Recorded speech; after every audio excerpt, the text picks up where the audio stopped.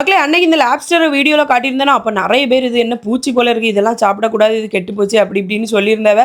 அந்த ஒரு சந்தேகத்தோடு தான் நான் சமைக்க ஆரம்பித்தேன். இதை சமைக்கலாமா, தூர போட்டுடலாமா, கமெண்ட் வேறு இப்படியெல்லாம் வந்துச்சு.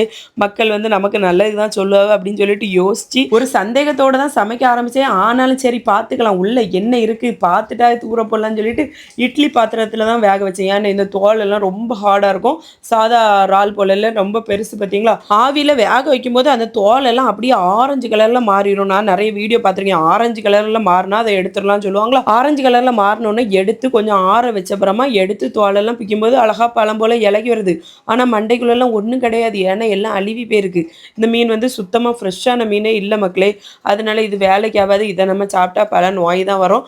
ஆனாலும் அந்த வால் பகுதியில் கொஞ்சம் சதைகள் இருந்துச்சு. அந்த சதை நல்லதாட்டு இருந்தாலும் தலையில உள்ள பகுதிகளை பார்த்துட்டு இதை பார்க்கும்போது சாப்பிடவே மனம் வரல. அதனால அப்படியே தூக்கி குப்பையில் போட்டாச்சு. அரை மணிக்கு ஒரு வேஸ்டானே தான் மிச்சம்.